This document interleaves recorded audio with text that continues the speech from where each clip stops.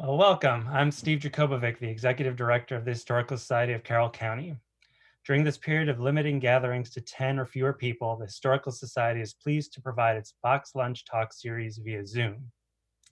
Today's talk, Words and Images, Three Carroll County Women, will highlight three very important figures in Carroll County's history. But before I continue, I want to thank our partners in making this presentation possible. The Carroll County Chamber of Commerce.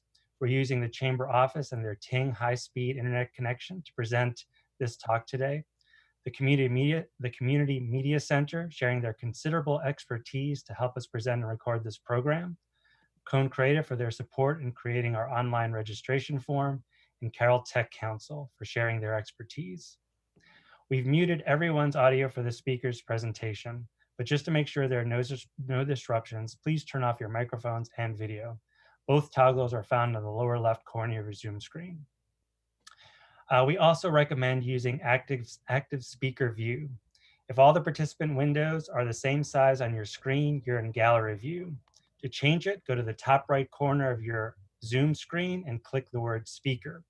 This way the speaker will be the largest window on your screen when Jim comes up on the camera. There will be an opportunity to ask questions at the end of the talk. To ask a question via Zoom, you can do one of two things. You can raise your hand or use the chat box.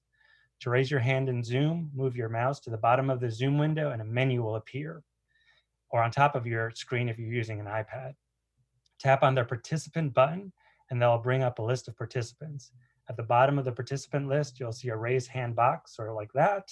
Click on that and you will see a dialog box asking you to allow us to unmute you. Approve, and your mic will be unmuted so that you can ask a question. Or you can use the chat box feature on the bottom of your Zoom screen to type in your question, which I will read out loud.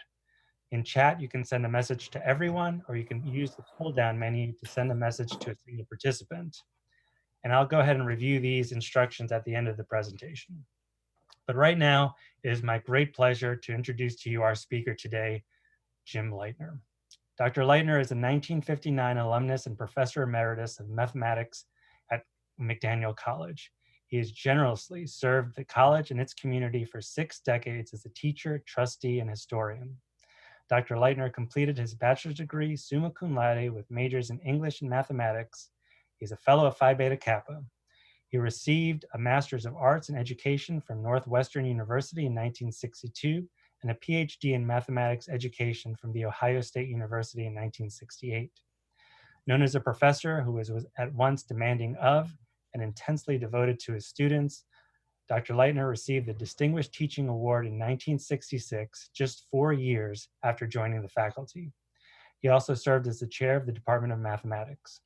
In retirement, Dr. Lightner has served in leadership roles for a number of community organizations, including the Historical Society of Carroll County, Westminster Rotary Club, Boys and Girls Club of Westminster, and Carroll County Arts Council. He's a past president and very active member of the Historical Society.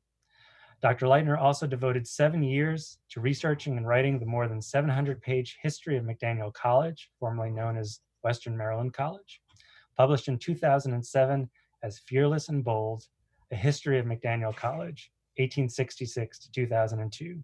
So sit back and enjoy this talk on 3 very important women in Carroll County, and hope you enjoy. Thank you, Steve, and good afternoon. It's a pleasure to be part of this experimental box lunch talk via Zoom. It's one way of moving forward and keeping in touch with our many members, volunteers, and friends. I wish I could see them, but this is, I guess, the best thing, the next best thing. So here we go. 3 barrier breakers of Carroll County.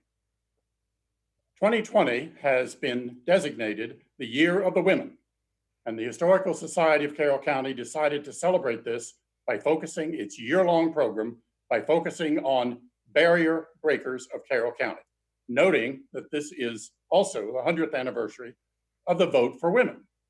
Of course, there were men who broke barriers of various kinds during the last century, but our focus has been primarily on these special women, longtime Carroll Countians or natives who helped break the suffrage barrier, but who also made a difference in our community, state, and world. Today, I'm going to focus on 3 of these special women, whose names may be familiar to you, but about which you may not know much. I will try to show the similarities and differences among them as their lives overlapped in many ways over a 130-year span. Finally, I'll tell you more about each woman and how she lived her life as a barrier breaker. Our discussion will focus on Mary Bostwick Shellman, Sadie Neller Miller, and Dorothy Elderdice. Now, I'm going to be familiar with them and call them by their first names. It'll be easier to keep them straight. Even though these women lived in different overlapping eras, I suspect that they all knew each other. And we know that Mary and Dorothy had correspondence in the early 20th century. In a town of about 5,000 people at the time, these 3 had to cross paths sometimes. Mary lived on East Main Street, primarily in what we now call the Shellman House. Sadie grew up on the corner of Main and Carroll Street, and Dorothy lived on the seminary campus next door to Western Maryland, now McDaniel College, and later on Green Street. Mary and Sadie were born in Westminster, and Dorothy came to the county at the age of 5, when her minister father became president of the Westminster Theological Seminary on College Hill. Sadie and Dorothy were both graduates of Western Maryland College, including the college's preparatory school before that, but although they were 25 years apart. Mary knew lots of students at the college and even acted in some of their productions, mounted by the student literary societies of the time. She loved to act and performed in local amateur theatrics, as well as some directed by Dorothy. All 3 women worked for and wrote about the suffrage for women prior to the enactment in 1920, and all 3 lived to see their campaign fulfilled. Someone said once to a suffragist that the women had been given the vote. Their response was, "No, we took it." I can hear these ladies, no shrinking violets, saying just that. All were elocutionists and appeared on programs and events. Mary wrote lots of subjects and often read her works. Sadie and Dorothy were trained in elocution at the college, and Dorothy received extensive training in Boston and toured in the early 20s.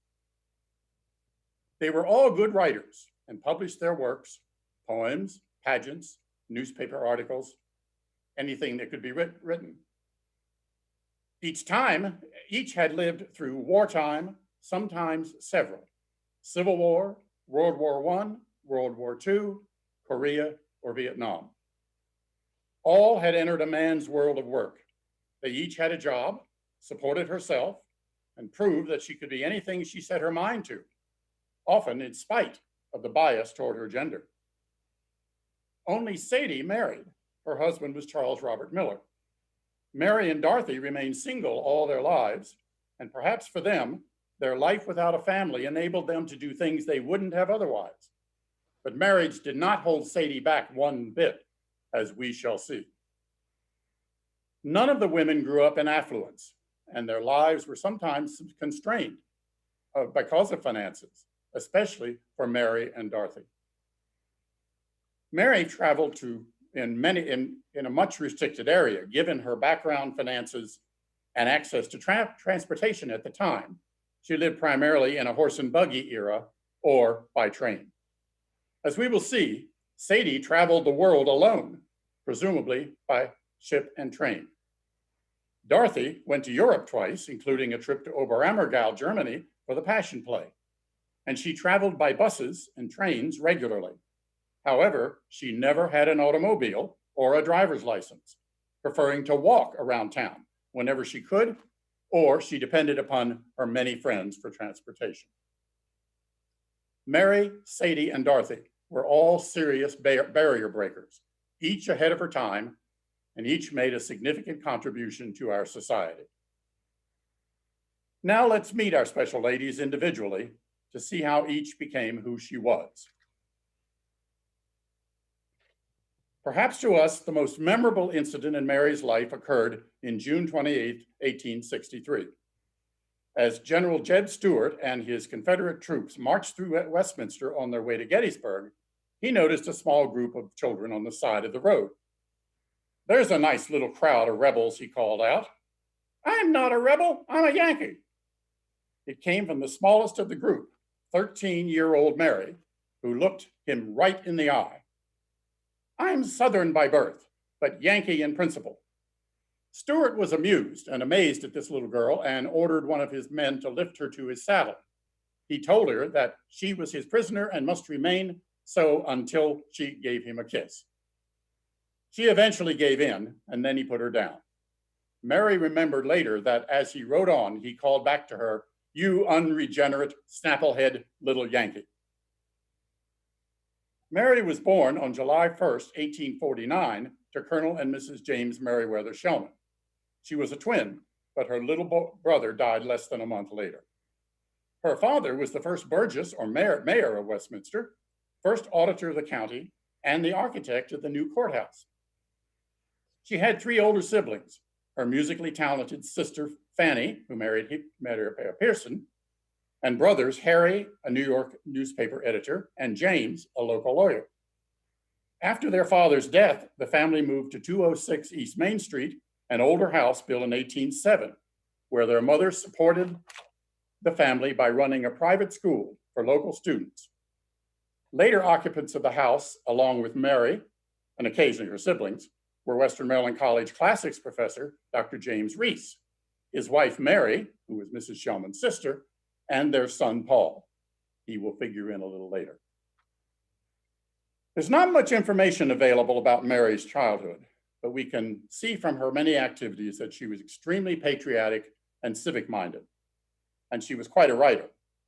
She wrote and published poems about the war and its soldiers, perhaps grounded in an experience about the same time as her encounter with Stuart.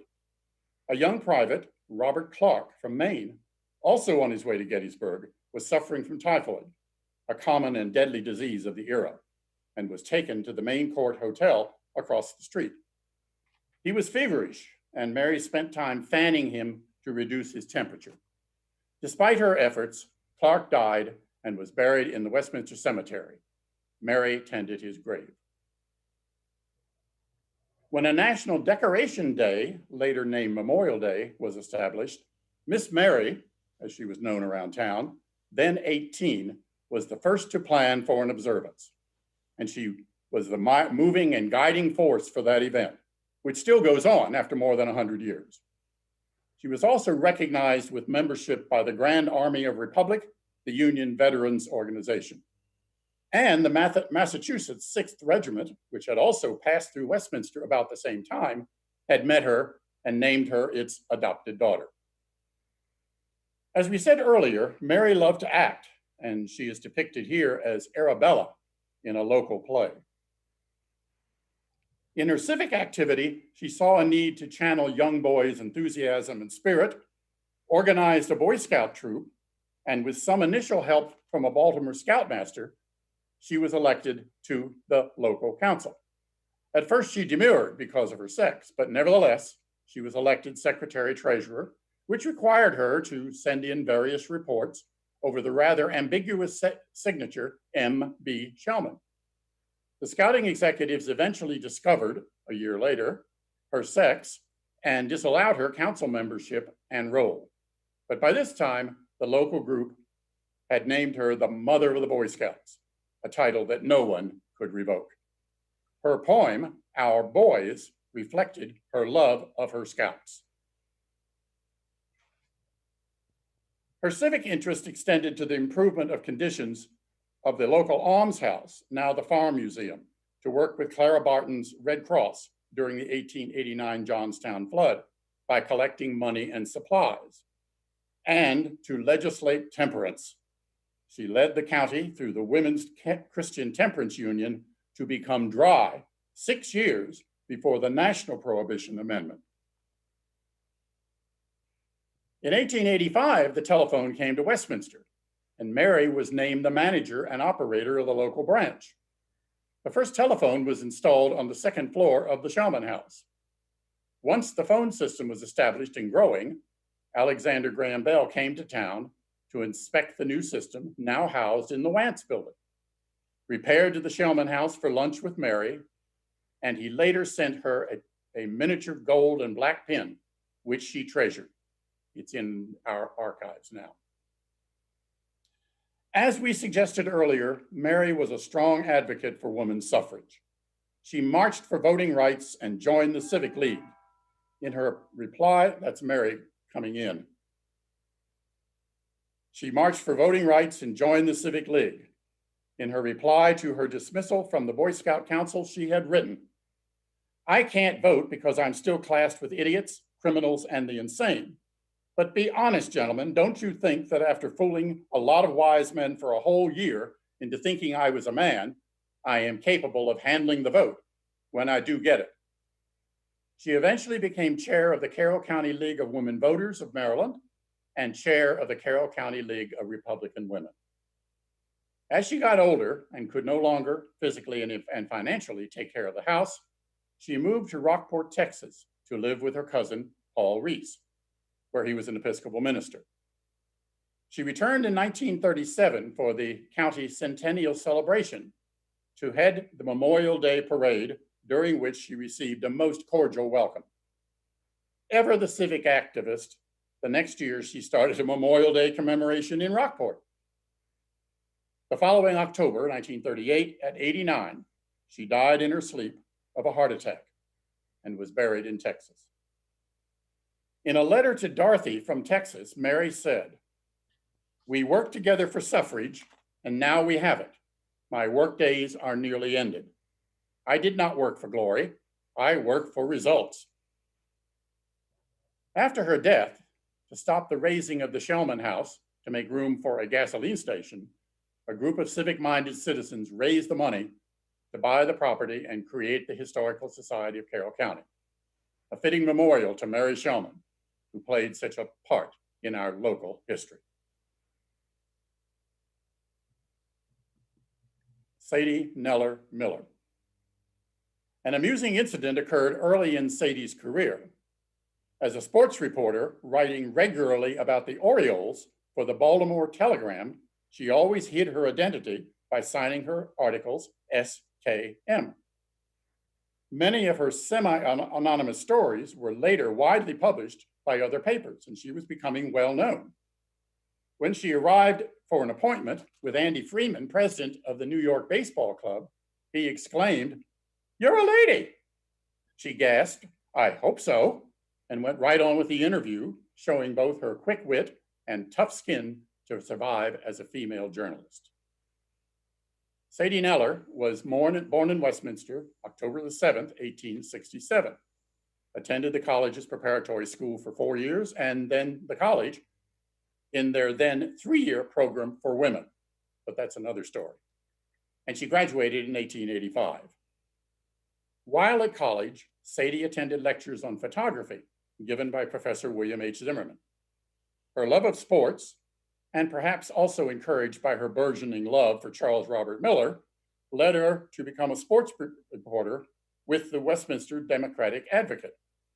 And she covered all the local sports contests, especially the baseball games in which Bobby was involved. One of her big stories of the era was Westminster's win over the Orioles, the National League champions, on June 22nd, 1885. In 1888, she and her parents moved to Baltimore, and she continued her sports coverage.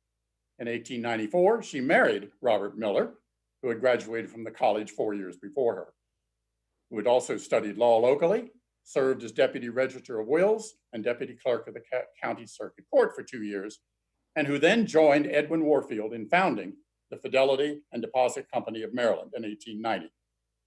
Miller rose steadily with the company, becoming vice president, then president, and finally chairman of the board. He was also elected to the college board in 1938. Despite Sadie's professional independence and traveling, about which we'll hear more, she was still a creature of her era, looking after her husband's well-being. 2 longtime staff members managed the house, and she planned all meals in advance so that when she was not in town, she knew exactly what her husband was eating for dinner. After writing for the Baltimore Telegram, she moved on to photography, expanding her journalistic talents. During the Spanish-American War, she submitted photos of 3 Spanish officers being held prisoner at the U.S. Naval Academy in Annapolis to Leslie's Illustrated Weekly in New York, and soon secured a full-time position with that well-known photographic weekly, which was actually an earlier vision of life and look. Leslie's told her she could go to any corner of the earth to photograph the news, and she did just that. Sadie became the world's first female war correspondent while covering the fighting in Morocco between Spanish forces and the Moors in 1909. She took some spectacular shots on the firing line. She went on to cover other wars and conflicts, photographing in Turkey, Germany, and Russia before the beginning of World War I. She was the only reporter allowed to photograph a torpedo station at Newport, Rhode Island, as well as the guns and armor being tested at Indian Head, Maryland. Standing only 5 feet tall, she must have had a winning personality that enabled her to charm people into letting her cover events no one else was allowed to cover. She was the only reporter allowed to cover the burial of John Paul Jones in the Naval Academy Chapel in 1913. One of her last photo coverages was of the sinking of the USS Maine in 1912. She had persistence and sometimes had to be creative, climbing over fences when she was refused entrance at the gate. Having the first or most unusual shot was always what sold magazines, and that's what Leslie's wanted. When one considers the nature and state of photography during the 15 years she worked with Leslie's, one can only imagine and wonder how she managed the cumbersome cameras with plates, lighting, and tripods. No Brownie Hawkeye or cell phones in those days. If she produced even one photo story every 2 or 3 weeks, she would still have covered about 350 to 400 events in her career with them. Let's look at a few of them. The photos are taken from the weekly publication archived in libraries, since all her original photos and stories in the archives of Leslie's were lost in a fire in 1922, soon after the weekly folded. A suffragist and a prime example of what women could do, Sadie took the last photograph of Susan B. Anthony, the leader of suffrage and women's rights. Locally, she recorded the Great Baltimore Fire in 1904 for the Telegram.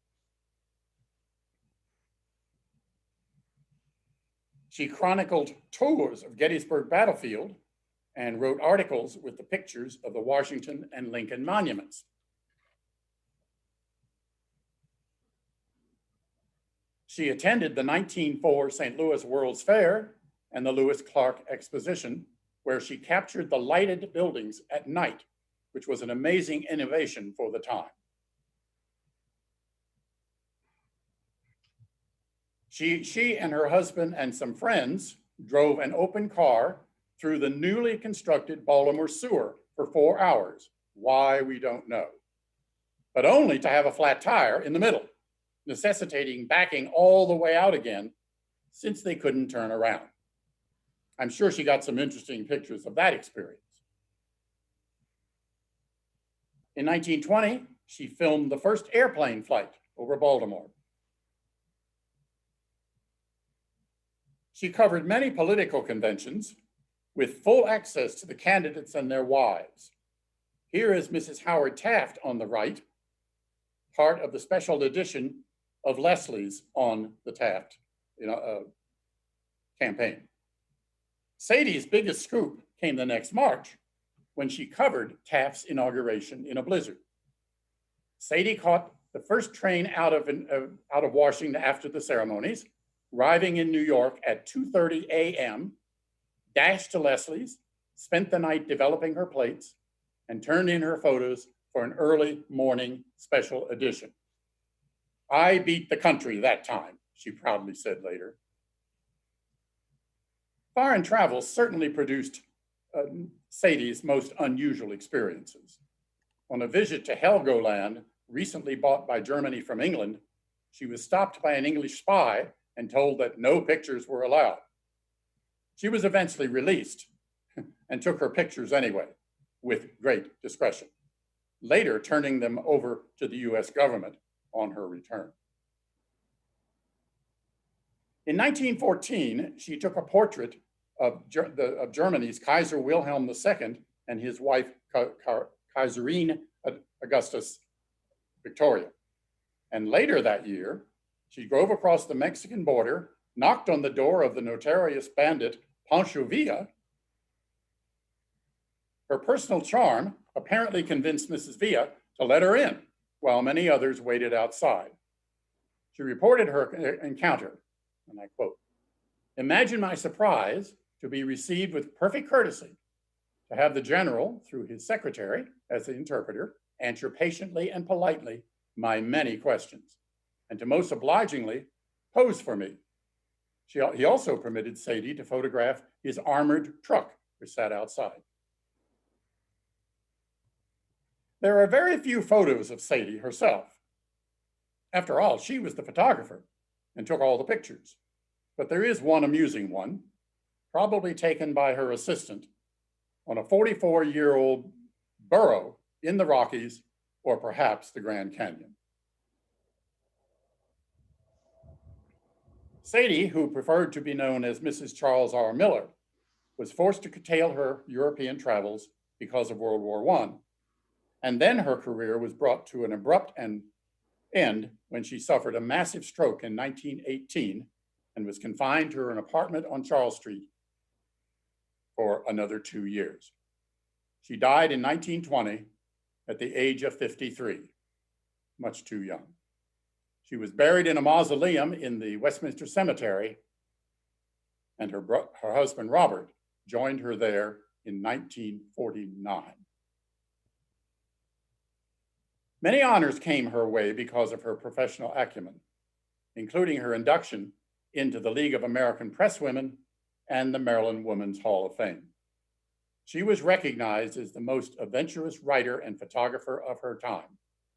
Her position in a male-dominated workplace only increased her fame. Dorothy Elderdice. Those of us who knew her, and I count myself privileged to be one of them, remember her as a community activist, feminist, dramatist, and a leader for human rights for over 50 years. So I was surprised to find that in her senior year of college at Western Maryland in 1911, she wrote a paper opposing the adoption of the 19th Amendment, granting women suffrage. Apparently, however, Dorothy was riding on a bus in Baltimore one day when a boorish man was loudly expounding on the dangers of giving the vote to women. She decided right then and there that if such a person were against it, then she should certainly be for it. Her new stance met with much consternation on the part of her conservative father, Dr. Hugh Alderdice, the president of the Westminster Theological Seminary, not for the first time. Dorothy was born in Baltimore on April the 7th, 1892, and was 5 years old when the family, including her younger brother Latimer, moved to the presidency when her father assumed that office. Her brother later became a chemistry professor at Western Maryland. The seminary had been formed by the Methodist Protestant Church in 1882 and struggled to survive until Elderdice was brought in from his pastorate on the Eastern Shore to resuscitate it. He served for the next 35 years and built the institution into a viable school for the training of ministers. On a side note, Elderdice raised the money to build a new and larger seminary building in 1920. That building, now owned by the college and is called Elderdice Hall, was designed by local architect Paul Reese, Mary's cousin, who later became the minister that she went to live with. Dorothy attended local public schools and then 4 years in the WMC preparatory school before enrolling in the college at 15, from which she graduated in 1911, summa cum laude. She made many friends of her classmates with whom she kept up an annual correspondence with a round-robin letter for the next 68 years. She said of her college education that it gave her a foundation of life so that she might realize her own potential and she might better serve humanity. Her restless nature and active mind soon led her away from Westminster. She said that the only way I could set myself free was to go far away from the seminary as possible. She needed to get out from under her father's thumb. So she headed off to Boston for 2 years of study at the Emerson College of Oratory, acting in several plays while there. And then she remained in Boston, and she also spent time at the Leland Powers School of Elocution. Armed with this training, she embarked on several multi-state tours, giving readings and monologues at churches and conventions, arranged through her Boston connections and the YWCA. In 1914, she returned to Westminster at her father's invitation to teach oratory and public speaking part-time at the seminary. In July 1918, just before World War I ended, she wrote and directed the first of her many pageants with universal social themes for which she is still remembered. It was called In the Cause of Freedom and was performed on the courthouse lawn before 100 local residents. In 1922, she was asked to produce one of her largest pageants for the dedication of the new athletic field at the college. Sheathing of the Sword, it was called, and it involved 1,000 participants from the college and town, including, ironically, C. Robert Millard, Sadie's husband. It was attended by over 5,000 people. By now, Dorothy seemed to have found her niche as a writer and producer of major epics and was beginning to fulfill her dreams. This success, and perhaps a desire to again escape Westminster, took a job for a year as a teacher of speech and drama at the Idaho Technical Institute. This was followed by a time again spent in New York, working for the Church of All Nations, writing and producing community drama. She was sent to Clarksburg, West Virginia for a short time, and then to Palm Beach, Florida, as director of community drama from 1925 to 1927. She came home because she got the flu. Sounds familiar.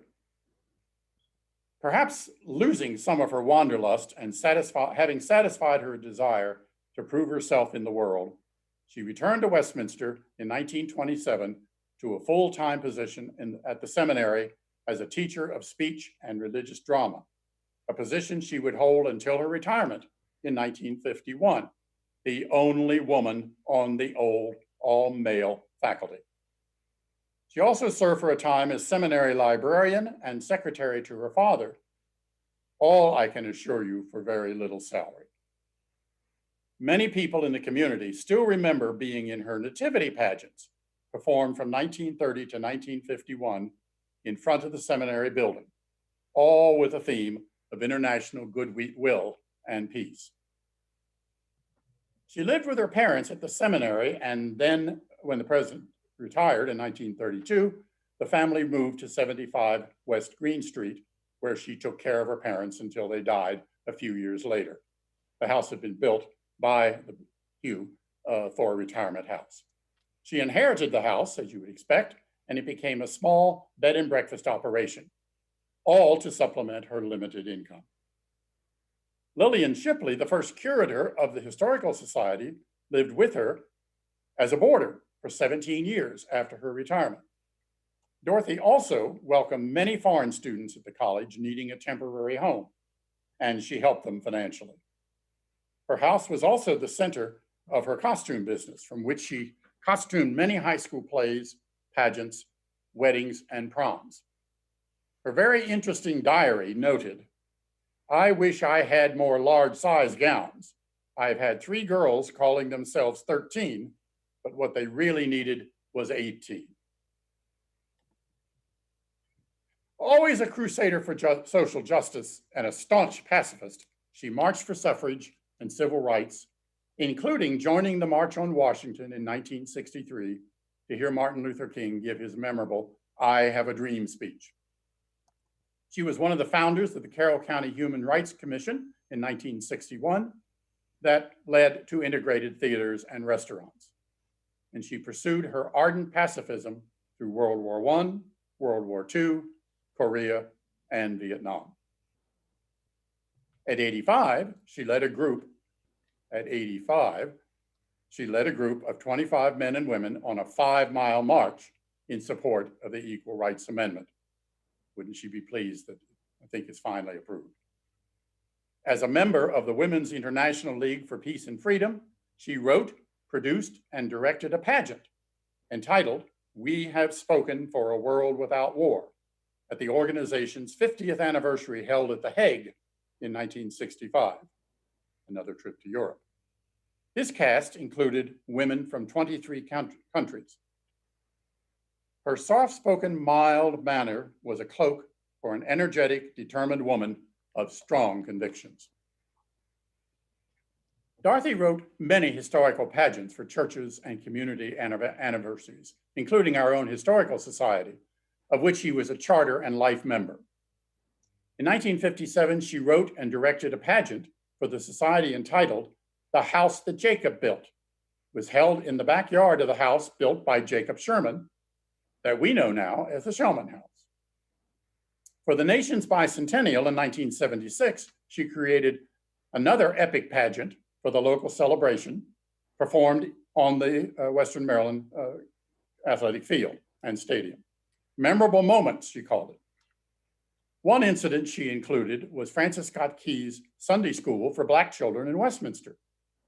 The actor portraying Key was followed down the hill toward the college's athletic field, followed by 75 Black children. Some local white residents reacted negatively, asking her why she went to Union Street for the children when a little burnt cork would have prepared their children for the part. Dorothy replied quite honestly that burnt cork was a messy job and took time to apply. And since there were children nearby whom God had already prepared for the part, why not just use them? As she grew older, her retiring community activities began to be recognized. The Westminster Rotary Club named her its Citizen of the Year in 1976. She was honored on her 80th birthday by the Carroll County branch of the American Association of University Women. She received the Meritorious Service Award by the WMC Alumni Association, and 2 years later, she was named the college's Alumna of the Year. She dressed up as a student from the 1920s to receive that award. She was the first woman so honored. It was noted then that peace is the underlying thesis of her life, and she was called a rare spirit. In 1979, Dorothy was diagnosed with cancer. She was determined to finish a series of articles that she was writing on the founders of Carroll County, all 10 of which were published by the Carroll County Times prior to her death. In her preparation for these, she had several long letters from Mary, full of details of her family and its role in the county's development. Dorothy donated all her costumes to the Carroll Players, and she planned her own funeral, which she called her final dramatic production.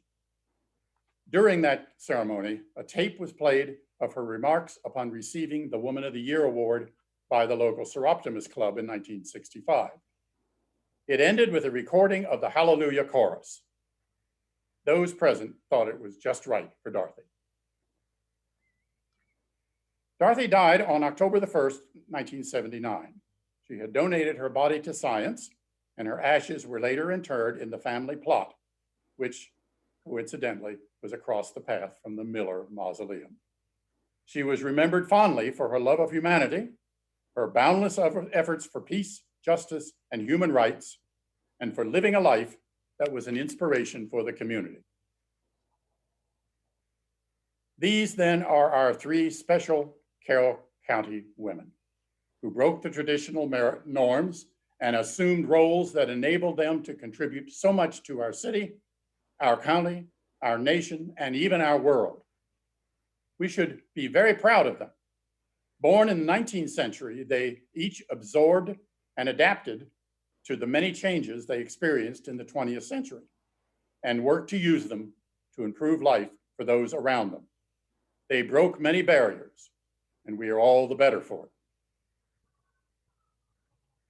Before I close, I must acknowledge with much thanks the friends who provided sources for my talk. Frank Badovic produced considerable research on Mary Shellman and presented this in an unpublished manuscript. Eleanor Darcy prepared an issue of the Carroll History Journal on Sadie Neller Miller that was in turn based on the considerable research done by my late colleague, Dr. Keith Richwine of the McDaniel College English Department.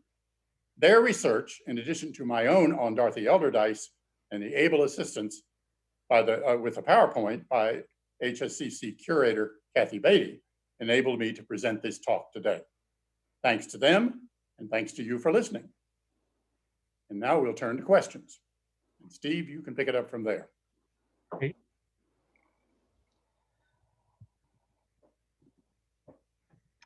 Great, thank you, Jim. That was fabulous. I trust everybody enjoyed that. We have time to take a few questions, and to ask a question via Zoom, I'll go over the instructions again. You could raise your hand or ask or use the chat box feature. So to raise your hand on Zoom, move your mouse to the bottom of the Zoom window and a menu will appear. Tap on the participant button and that will bring up a list of participants. At the bottom of the participant list, you will see a raise hand box, looks like that. Click on that and you will see a dialog box asking you to allow us to unmute you. Approve, and your mic will be unmuted so that you can ask a question. Or you can use the chat box feature on the bottom of your Zoom screen to type in a question, which I will read out loud. In chat, you can send a message to everyone or use the pull-down menu to send a message to a single participant. So now we'll go ahead and take some questions.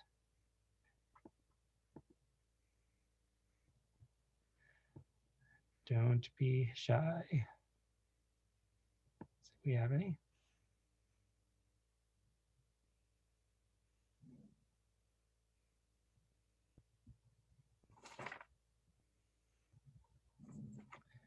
Well, looks like I told them more than they needed to know. Right. I guess I have a question. There is a story that Sadie Neller Miller may have had to dress up as a man to get into various places. Is there any basis to that, or is that a true story? Or? Well, I suspect that's probably quite true. She got around and did a whole lot of different things. We just selected a small collection that we had in our archives. But yes, I suspected she probably did that. She did everything she could to get the story, and climbing over fences and doing all sorts of different things. So I suspect that was quite true. I had not necessarily seen that in print, but I suspect that's very much in her nature. Great. She wanted to get the story for Leslie's.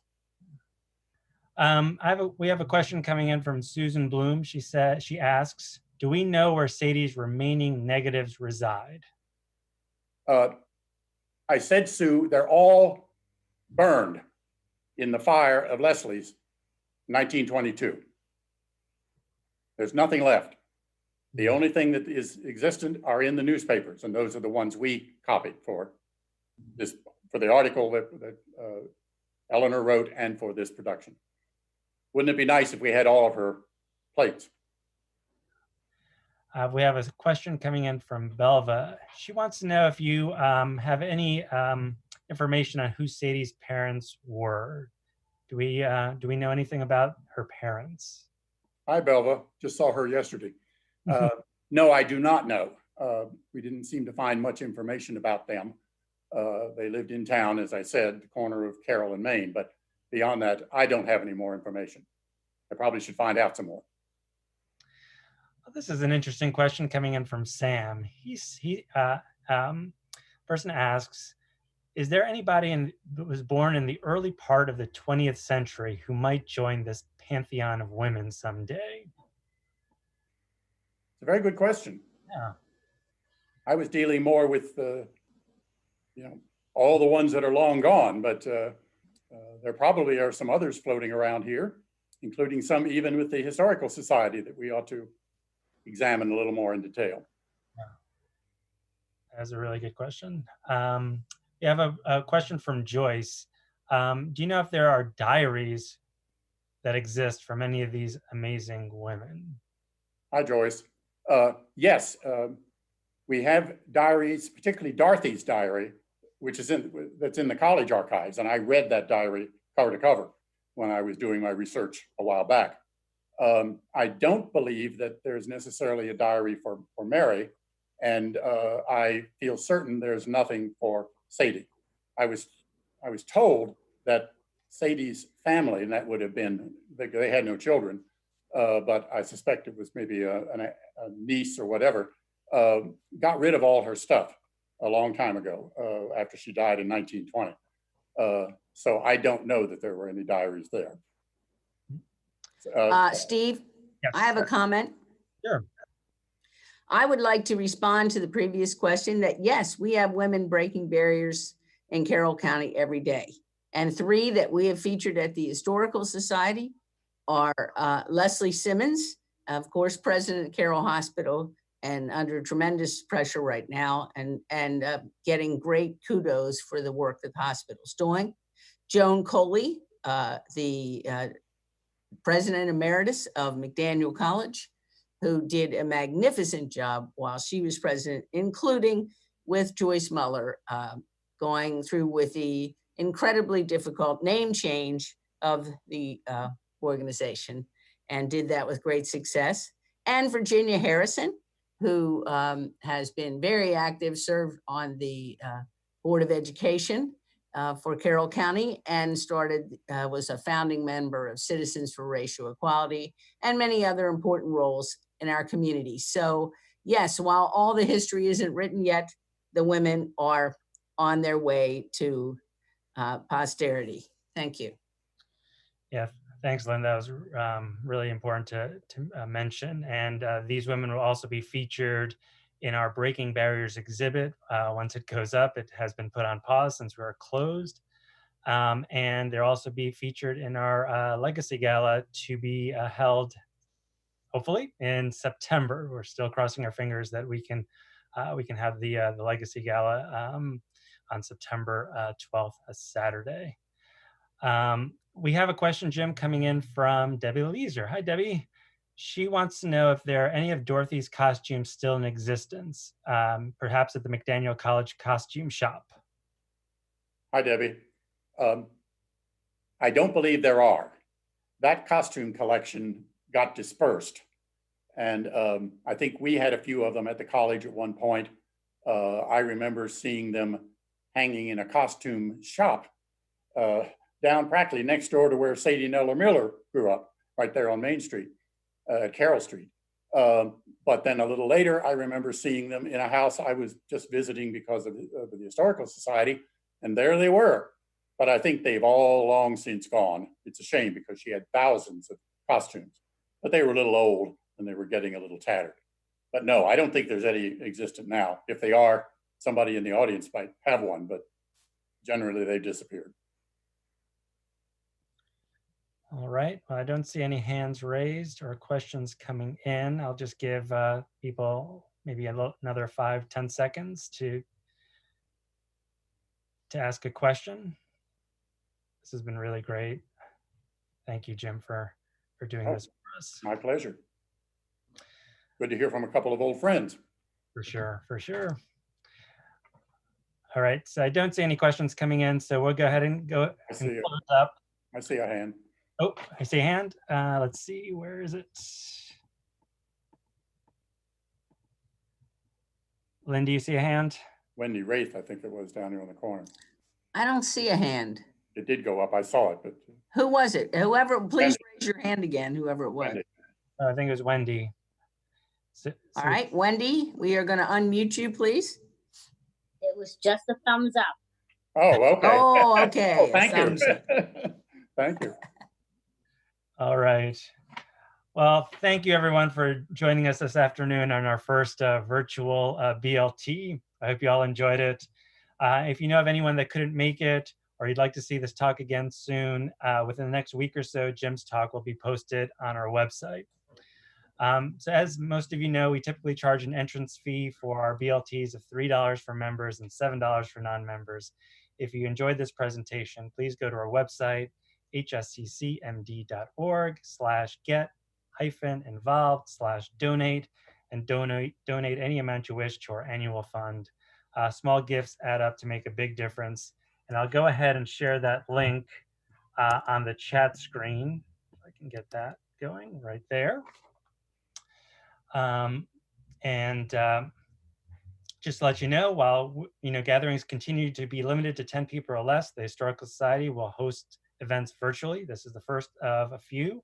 I'm happy to announce that in early June, we will have a live stream curator event. Our curator, Kathy Beatty, will be presenting a number of artifacts from Shellman House via Zoom, and she'll be able to take questions at the end. The date and time of the event will be posted on Facebook and our website soon, so the details aren't quite ready yet. Our June BLT and Talk of the Tavern will probably also be virtual, and the registration details will soon come out for that. Just to let you know, our BLT for June will be by Digital Maryland. They're going to be going over the digitizing of historic documents and showing and sharing with us some of those many fabulous documents that they have. And the BLT will be given by Jay Graybeal, who's the Chief Curator of the Army Heritage and Education Center and former Executive Director of the Historical Society. He's going to be tracing his great-great-grandfather's legal fight to recover damages from the U.S. Army, from the Union Army's destruction of his crop during the Gettysburg and Antietam campaigns. So that sounds like a real interesting talk. So I hope everyone is staying safe, and I wish everyone continued good health. So again, thank you, Jim, for this great talk today, and we will see everyone soon. Thanks for joining. Bye-bye. Thank you. Thank you.